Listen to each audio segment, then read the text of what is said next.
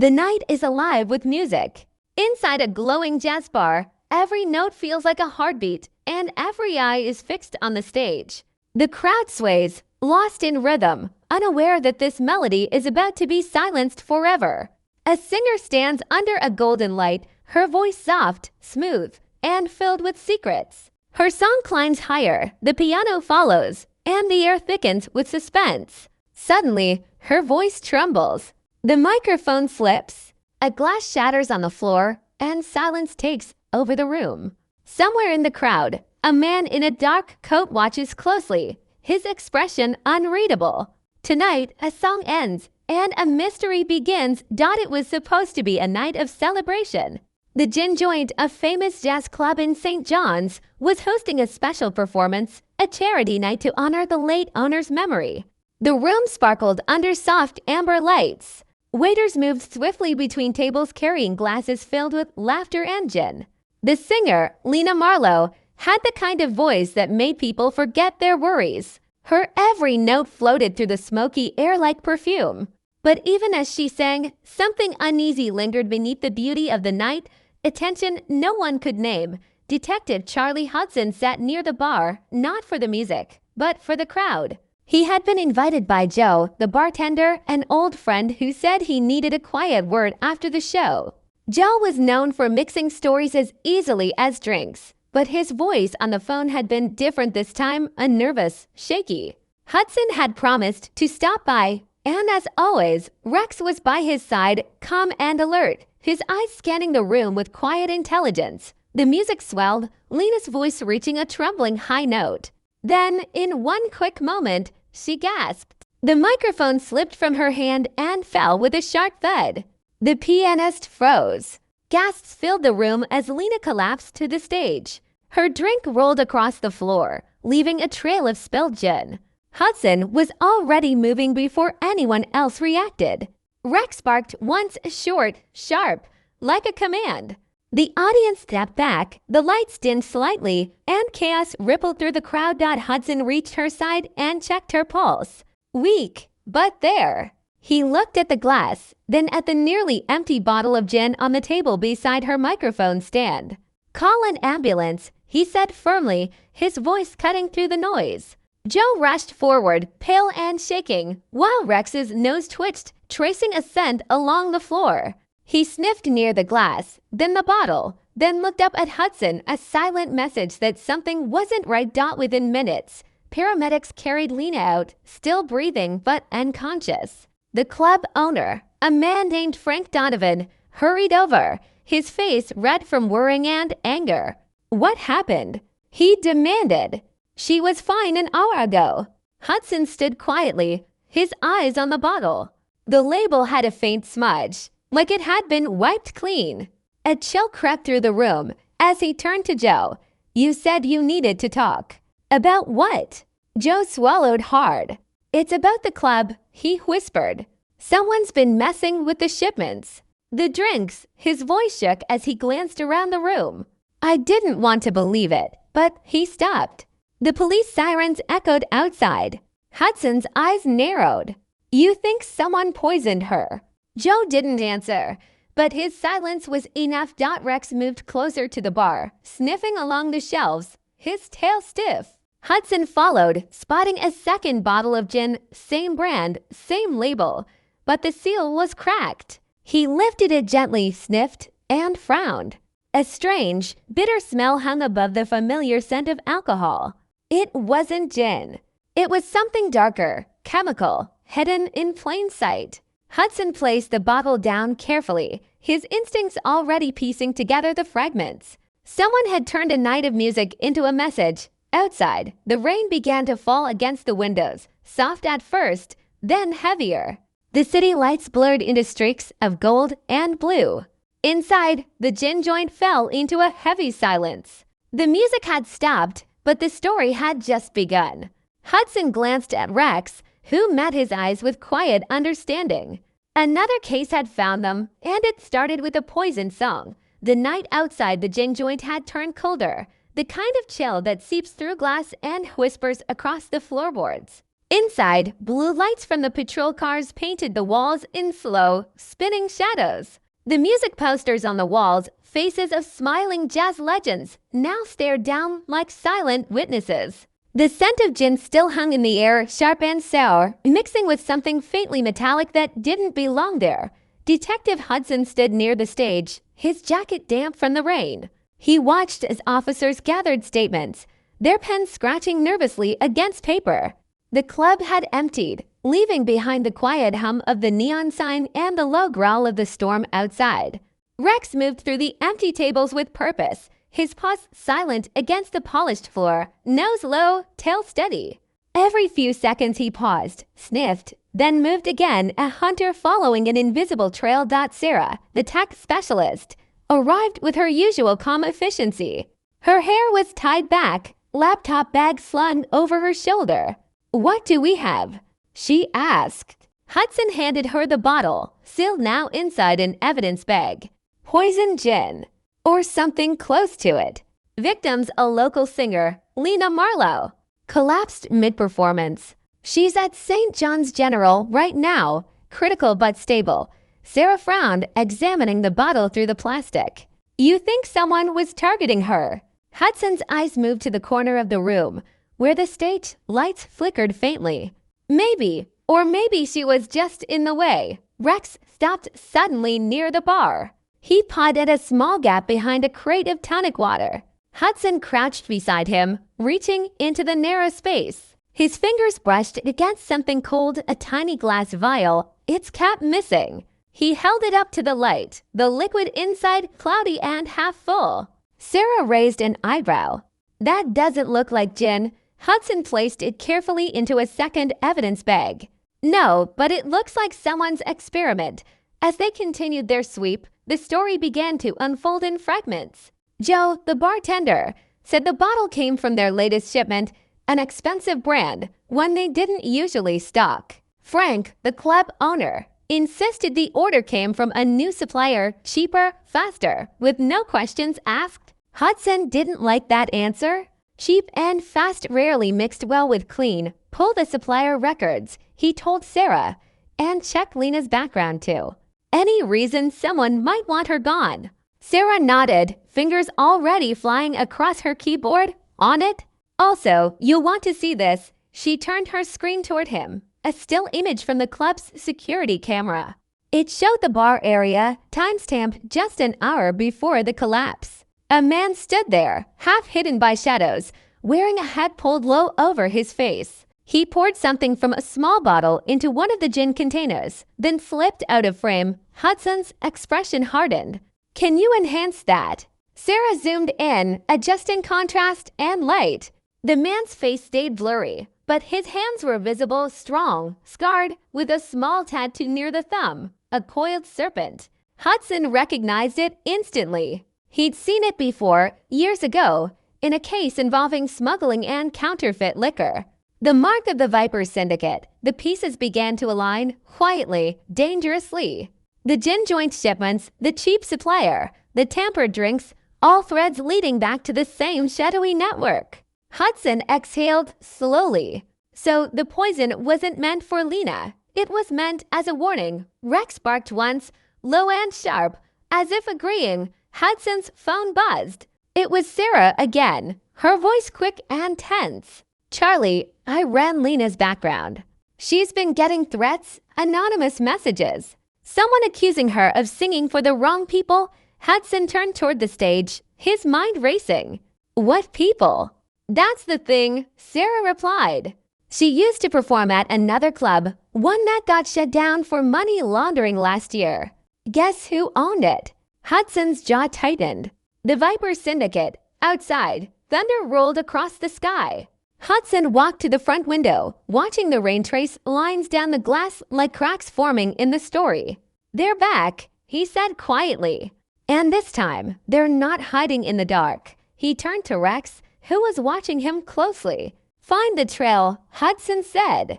Rex lowered his head, sniffing along the floorboards near the door, and began to move. Hudson followed him out into the storm, past the flashing lights, past the worried faces of bystanders huddled under umbrellas. The city stretched before them, wet, cold, full of secrets. Somewhere out there, the man with the serpent tattoo was already watching, already planning his next move. But he had made one mistake. He'd left a scent behind. And Rex never forgot a scent. The hunt had begun. Rain dripped from the rooftops like a clock counting down the seconds. The city felt quieter than usual, as if it knew a secret was about to surface. Hudson and Rex moved through the narrow streets, the sound of their footsteps lost beneath the hiss of rainfall. The case had already taken a strange turn, but deep down, Hudson knew this wasn't about one poisoned glass. This was about a web carefully spun, hidden beneath the hum of jazz and the glow of gin bottles. Back at headquarters, Sarah was already waiting, surrounded by flickering screens and half-finished cups of coffee. The evidence board stood tall behind her, a growing maze of photographs, receipts, and red lines connecting faces. "I traced the liquor supplier," she said without looking up. "Name's Blue Harbor Imports, but it's a shell company. Registered to an empty warehouse near the docks." Hudson studied the address on the file. "Docks?" he murmured.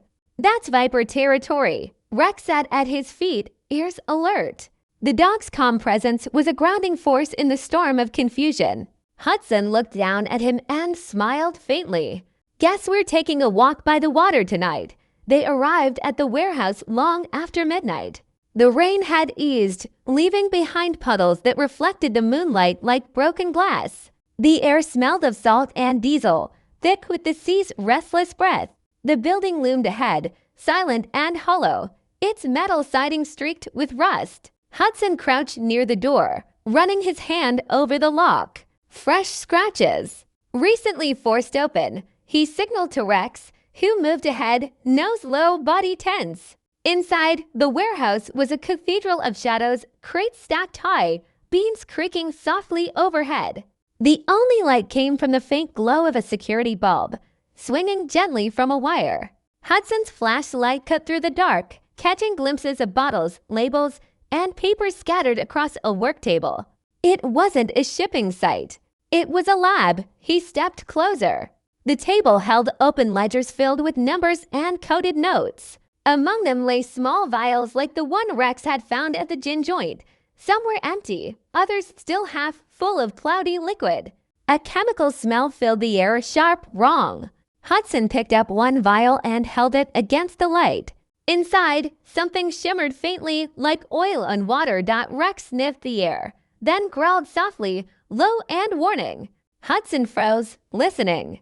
A soft metallic click echoed from the shadows. He turned just in time to see movement, a man slipping behind a column. Hudson moved fast, gun raised, flashlight steady. "Police," he called out. "Step into the light." The man bolted. Rex lunged after him, claws hitting against the floor, a blur of motion and muscle. The chase thundered through the warehouse, crashing boxes, echoing steps, the sound of breath and fury. The man darted toward a side door, but Rex was faster. He leapt, tackling him down with controlled precision. Hudson was there a second later, handcuffs snapping into place. The man glared up, panting. His jacket was torn, and beneath the sleeve, the serpent tattoo gleamed dark against his skin. "Looks like we found our supplier," Hudson said. The suspect stayed silent, eyes burning with defiance. Hudson leaned closer. "Who are you working for?" The man smirked. "You already know the name." Back at HQ, Sarah analyzed the seized vials. Her face grew paler with every passing minute.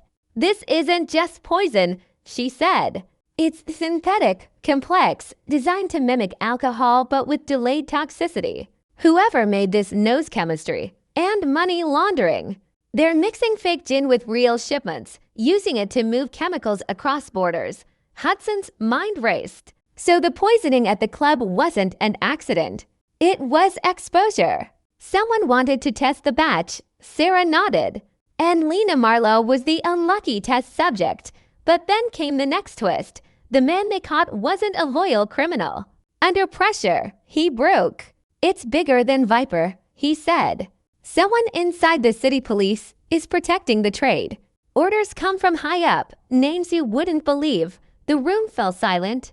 The storm outside had nothing on the one now brewing between them. Hudson walked to the window, rain streaking the glass. Internal corruption, he whispered.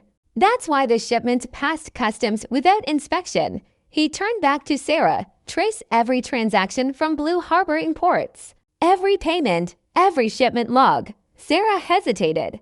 That's going to expose people, Charlie. Maybe people we know. Hudson's eyes were steady, cold with purpose. Then it's time we find out who's playing both sides. Rex lay beside the desk, tail thumping softly. His golden eyes watched Hudson, waiting for the next move. The detective reached down, giving his head a brief pat. We're close, partner, he said quietly. But the closer we get, the darker it gets. The city lights flickered outside as thunder rolled again. The clues, the poison, the tattoo, all leading to something deeper, more dangerous. Hudson could feel it now. The game wasn't about one singer or one poisoned bottle. It was about control, power, and silence, and someone was willing to kill to keep it. The night felt heavier than usual, as if the city itself was holding its breath. Hudson stood by the window of his office, the rain tapping softly against the glass. He'd been up for hours, replaying every clue in his head. The gin joint, the poison batch, the serpent tattoo, each piece connected. But the picture still felt incomplete. Then Sarah's voice broke through the quiet, low and tense. Charlie, I found something you need to see. On her screen was a bank record.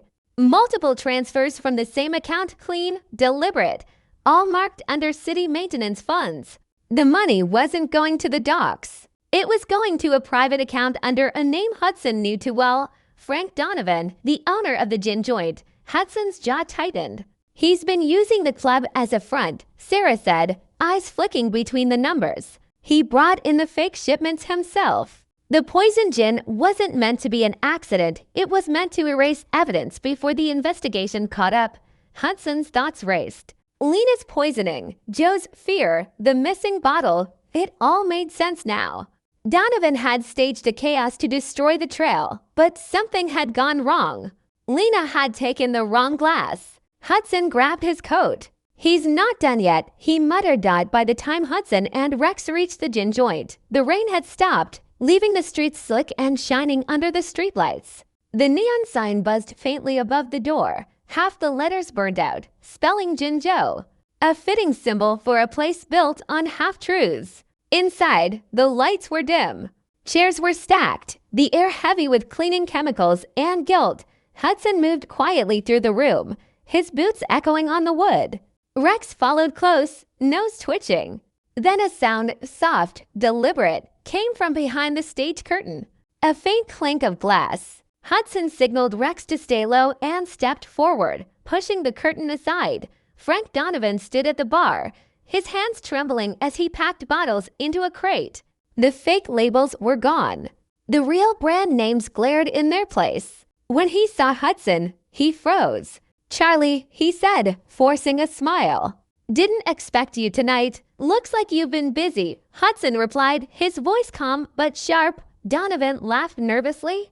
Just cleaning up the mess your investigation left behind. Funny, Hudson said, stepping closer. Because the mess started with you. Donovan's face hardened.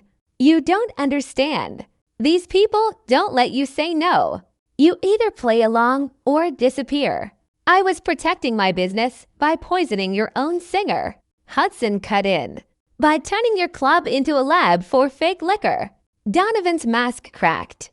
I didn't mean for her to drink it. She was never supposed to. The sentence broke off as Rex growled softly. Donovan's hand had moved towards something behind the counter. Hudson's tone turned ice cold. Don't. For a moment, the only sound was the faint hum of the neon outside. Then Donovan's shoulders sagged. He raised his hand slowly, voice trembling. You think arresting me will change anything? You think the people behind this will stop? Hudson kept his gaze steady. One arrest at a time. That's how we stop rot, from the bottom up. As officers moved in to take Donovan away, Rex wandered behind the bar, sniffing along the shelves. He barked once, drawing Hudson's attention to a loose floorboard. Beneath it lay a small, sealed envelope. Inside was a memory card. Sarah examined it later. It held video recordings of meetings, transactions, and faces. One of them was familiar, a senior customs officer, the same one who'd cleared Blue Harbor's shipments for months without question. It was deeper than anyone thought. The poison was only the surface. The real corruption was systemic, old, and patient. Days later, the headlines told the story in pieces. Illegal alcohol ring exposed in St. John's. Local club owner arrested. Corrupt officials under investigation. But behind the scenes, Hudson knew this wasn't victory. It was just a pause. The kind criminals used to regroup. That evening, Hudson visited Lena at the hospital. She was weak but awake, her voice soft and rough. "Did you find who did it?" she asked. Hudson nodded. "We found enough to make sure they can't hurt anyone else." She smiled faintly. "Then it's worth it." Outside, Rex waited by the car, watching the sunset bleed into the harbor. Hudson joined him, the wine currying the faint sound of distant jazz from a nearby cafe. For a moment, everything felt still, the calm after the storm. He knelt beside Rex, resting a hand on his fur. "You did good, partner." "Saved another one." Rex wagged his tail, eyes bright and loyal. As they drove away, the lights of St. John's flickered behind them, golden against the dusk.